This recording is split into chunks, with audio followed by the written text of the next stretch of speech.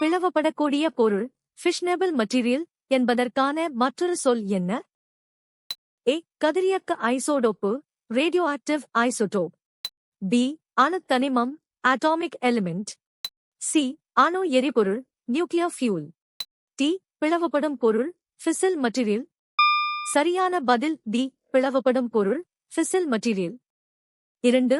அணுக்கரு பிளவு வினைக்கு உட்படும் திறன் கொண்ட பொருட்கள் பிளவுபடும் பொருட்கள் ஃபிசில் மெட்டீரியல்ஸ் என்று அழைக்கப்படுகின்றன. யுரேனியம் -23.5 மற்றும் புளுட்டோனியம் -239 ஆகியவை இதற்குச் சிறந்த உதாரணங்களாகும். கரேன்சி. டிம்பர்லேக்குடன் அடிப்படை வேதியியல் நூலின் இணை ஆசிரியர் யார்? ஏ. எஸ்யூஎன் தவான் எஸ்யூஎன் தவன். பி. ஜேயூஆர் மேத்தா ஜேயூசா Mehta. C.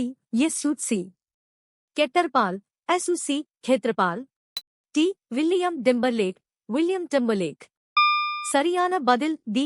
William Timberlake William Timberlake. 1. Currency. Timberlake மற்றும் வில்லியம் டிம்பர்லேக் ஆகியோர் இணைந்து அடிப்படை வேதியியல் பேசிக் கெமிஸ்ட்ரி என்ற புகழ்பெற்ற பாடப்புத்தகத்தை எழுதியுள்ளனர். இது வேதியியலின் அடிப்படை கொள்கைகளை எளிமையாக விளக்கும் ஒரு முக்கியமான சர்வதேச நூலாகும். புரதங்கள் மற்றும் கார்போஹைட்ரேட்டுகளுக்கு கூடுதலாக வளரிளம் பருவத்தினருக்கு பின்வரும் எந்த உணவுக் கூறுகள் அவசியம்? ஏ. பூரித கொழுப்புகள் சாச்சுரேட்டட் ஃபேட்ஸ். பி. செயற்கை சுவையூட்டிகள் ஆர்டிஃபிஷியல் ஃபிளேவர்ஸ். சி. தாதுக்கள் மினரல்ஸ். டி. எளிய சர்க்கரைகள் சிம்பிள் சுகர்ஸ். சரியான பதில் சி. தாதுக்கள் மினரல்ஸ். சரியான விடை சி. சோகஸ்மெலி. வளரிளம் பருவத்தில் உடல் வளர்ச்சி மற்றும் ஹார்மோன் மாற்றங்கள் வேகமாக நடப்பதால் கால்சியம் மற்றும் இரும்பு போன்ற தாதுக்கள் மிக அவசியமாகும். இவை எலும்புகளின் வளர்ச்சிக்கும் இரத்த சிவப்பணுக்களின் உற்பத்திக்கும் உதவுகின்றன. பெட்ரோலியத்தின் மற்றொரு பெயர் என்ன? ஏ. கச்சா எண்ணெய் crude oil. B. Diesel diesel. C. மண்ணெண்ணெய் கெரசின். டி. இயற்கை எரிவாயு நேச்சுரல் கேஸ். சரியான பதில் ஏ. கச்சா எண்ணெய் க்ரூட் ஆயில். 1. பெட்ரோலியம் என்பது பூமியின் அடியில் இருந்து எடுக்கப்படும் சுத்திகரிக்கப்படாத எண்ணெய் என்பதால் இது கச்சா எண்ணெய் என்று அழைக்கப்படுகிறது. இது பல்வேறு ஹைட்ரோகார்பன்களின் கலவையாகும். நிறையாற்றல் சமன்பாடு எந்த ஆண்டு முன்மொழியப்பட்டது? ஏ. 1915. பி. 1910. சி. 1900. டி. 1905. சரியான பதில் டி. 1905. சரியான விடை டி. சோகஸ்மெலி. ஆல்பர்ட் ஐன்ஸ்டீன் 1905ஆம் ஆண்டு தனது சிறப்பு சார்பியல் கொள்கையின் மூலம் இஎம்சி என்ற நிறையாற்றல் சமன்பாட்டை வெளியிட்டார். இந்த ஆண்டு இயற்பியலில் அற்புத ஆண்டு அன்னூஸ் மிராபிலிஸ் என்று அழைக்கப்படுகிறது. வெப்ப ஏற்புத்திறனை எந்த குறியீடு குறிக்கிறது? A. C. B. Q. C. D. D. H. சரியான பதில் ஏ. சி. 2. வெப்ப ஏற்புத்திறன் ஹீட் கெப்பாசிட்டி என்பது ஒரு பொருளின் வெப்பநிலையை 1 டிகிரி செல்சியஸ் அல்லது 1 உயர்த்த தேவையான வெப்ப ஆற்றல் ஆகும். இது சி என்ற குறியீட்டால் குறிக்கப்படுகிறது. பி. கியூ என்பது மாற்றப்பட்ட வெப்ப ஆற்றலின் அளவை குறிக்கிறது. ஒரு தொடர் சுற்றில் ஒவ்வொரு மின்தடை வழியாகச் செல்லும் மின்னோட்டம் பற்றி எது உண்மை? ஏ. அது ஒரே மாதிரியாக இருக்கும். பி. அது பூஜ்ஜியமாக இருக்கும். சி. அது வேகமாக ஏற்ற இறக்கமாக இருக்கும். டி. அது வித்தியாசமாக இருக்கும். சரியான பதில் ஏ. அது ஒரே மாதிரியாக இருக்கும். சரியான விடை ஏ. சோகஸ்மெலி. ஒரு தொடர் மின்சுற்றில் மின்னோட்டம் பாய்வதற்கு ஒரே ஒரு பாதை மட்டுமே இருப்பதால் அனைத்து மின்தடைகள் வழியாகவும் ஒரே அளவிலான மின்னோட்டம் பாய்கிறது. கிர்காஃப் மின்னோட்ட விதியின்படி ஒரு மூடிய தொடர் சுற்றில் மின்னோட்டம் மாறாமல் இருக்கும். 3 சம அளவுள்ள சமதள ஆடிக்கீற்றுகளை ஒரு சமபக்க முக்கோணமாக அமைத்தால் அடுத்தடுத்துள்ள ஏதேனும் 2 ஆடிகளுக்கு இடையே உள்ள கோணம் என்ன? A. 120 degree. B. 90 degree. C. 45 degree. D. 60 degree. சரியான பதில் டி. 60 டிகிரி. ஒரு சமபக்க முக்கோணத்தின் 3 உட்புற கோணங்களும் தலா 60 டிகிரியாக இருக்கும். எனவே 3 ஆடிகளை முக்கோண வடிவில் அமைக்கும்போது அவற்றுக்கிடையேயான கோணம் 60 டிகிரி ஆகும். 120 டிகிரி என்பது ஒரு ஒழுங்கான அறுகோணத்தின் உட்புற கோணமாகும். விஞ்ஞானிகள் ஆரம்பத்தில் மின்சாரத்திற்காக நம்பிய நேர்மின்மங்களின் இயக்கத்தை விவரிக்கும் சொல் எது? A. எலக்ட்ரான் ஓட்டம், எலக்ட்ரான் ஃப்ளோ. B. அயனி மின்னோட்டம், அயானிக் கரண்ட். C. மரபு மின்னோட்டம், கன்வென்ஷனல் கரண்ட். D. புரோட்டான் ஓட்டம், புரோட்டான் ஃப்ளோ. சரியான பதில் C. மரபு மின்னோட்டம், கன்வென்ஷனல் கரண்ட். 10. சரியான விடை C. சோகஸ்மேலி எலக்ட்ரான்கள் கண்டுபிடிக்கப்படுவதற்கு முன்பு மின்னோட்டம் நேர் மின்முனையிலிருந்து எதிர் மின்முனைக்கு செல்வதாக கருதப்பட்டது.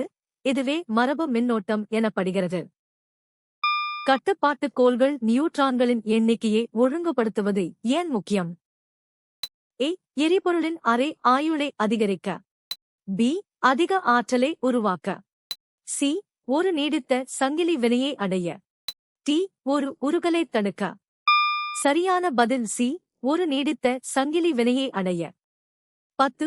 சரியான விடை அணுக்கரு உலையில் தொடர்வினையை ஒரு சீரான வேகத்தில் பராமரிக்க உபரி நியூட்ரான்களை கட்டுப்பாட்டுக் கோள்கள் எஹுகா காட்மியம் உறிஞ்சுகின்றன.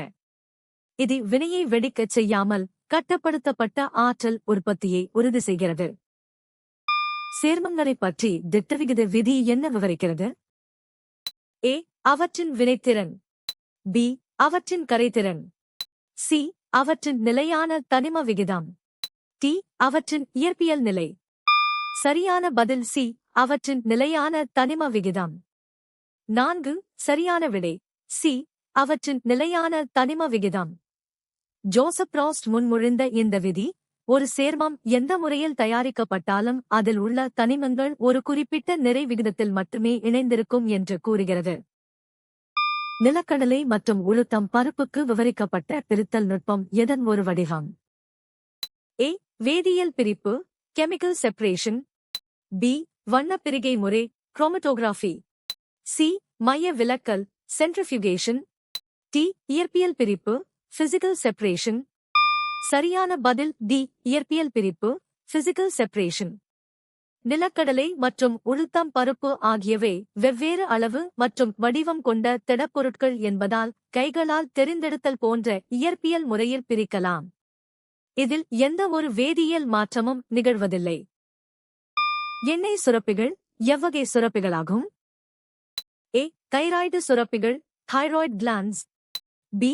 தோலனிட் சுரப்பிகள், சப்குட்டேனியஸ் கிளாண்ட்ஸ். C. வியர்வை சுரப்பிகள், ஸ்வெட் கிளாண்ட்ஸ். D. உமிழ்நீர் சுரப்பிகள், சலைவரி கிளாண்ட்ஸ். சரியான பதில் B. தோலனிட் சுரப்பிகள், சப்குட்டேனியஸ் கிளாண்ட்ஸ். சரியான விடை B. சோகஸ்மேலி எண்ணெய் சுரப்பிகள், சிபேஷியஸ் கிளாண்ட்ஸ், தோலின் தெர்மிஸ் அடுக்கில் அமைந்துள்ளன. இவை செபம் என்ற எண்ணெய் பொருளைச் சுரக்கின்றன. இந்தச் சுரப்பிகள் தோலையும் முடியையும் ஈரப்பதமாகவும் மென்மையாகவும் வைத்திருக்க உதவுகின்றன. ரான்வியர் கணுக்களுக்கு இடையேயான பகுதி என்னவென்று அழைக்கப்படுகிறது? A. நரம்பிணைப்பு, சினாப்ஸ். B. கணு இடைப்பகுதி, internode. C. Axoplasm, axoplasm. D. ஆக்சோலெம்மா, ஆக்சலெம்மா. சரியான பதில் B. கணு இடைப்பகுதி, இன்டர்நோட். சரியான விடை B. சோகஸ்மேலி ஒரு நரம்பு இழையில் அடுத்தடுத்த 2 ரான்வியர் கணுக்களுக்கு இடைப்பட்ட பகுதி கணு இடைப்பகுதி, இன்டர்நோட் என்று அழைக்கப்படுகிறது. இது மின் தூண்டல்கள் நரம்பு வழியாக வேகமாகச் செல்ல உதவுகிறது. சம எண்ணிக்கையிலான புரோட்டான்கள் மற்றும் எலக்ட்ரான்களைக் கொண்ட ஒரு பொருளின் நிகர மின்னூட்டம் என்ன? A. எதிர்மறை. B. நடுநிலை. C. மாறிக்கொண்டிருக்கும். D. நேர்மறை. சரியான பதில் B. நடுநிலை. 3. சரியான விடை புரோட்டான்கள் நேர்மறை மின்னூட்டத்தையும் எலக்ட்ரான்கள் எதிர்மறை மின்னூட்டத்தையும் கொண்டவை.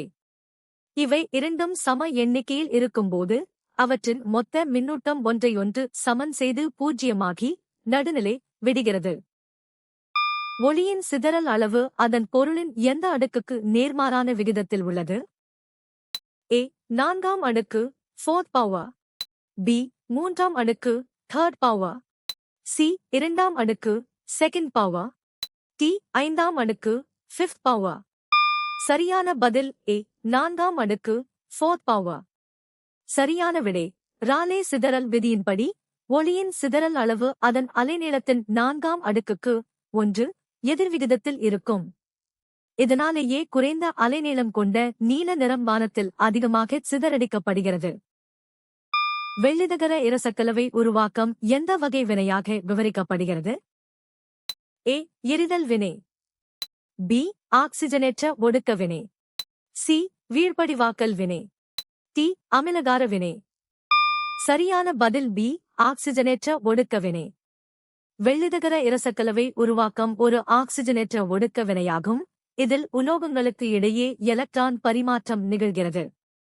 இது பல் மருத்துவத்தில் பற்குழிகளை அடைக்க பயன்படுத்தப்படும் ஒரு முக்கியமான வேதிவினையாகும். கால்சியம் ஆக்சிகுளோரைடின் வேதியியல் சூத்திரம் என்ன? A CaCO3. B COCl2. C CaCl2. D CaO2. சரியான பதில் பி COCl2. சரியான விடை டி சோகஸ்மேலி. கால்சியம் ஆக்சிகுளோரைடின் வேதியியல் சூத்திரம் COCl2 ஆகும். இது பொதுவாக சலவைத் தூள் ப்ளீச்சிங் பவுடர் என்று அழைக்கப்படுகிறது. இது உலர்ந்த நீர்த்த சுண்ணாம்புடன் குளோரின் வாயுவை வினைபுரியச் செய்வதன் மூலம் தயாரிக்கப்படுகிறது. நீங்கள் எத்தனை சரியாக பதிலளித்தீர்கள்?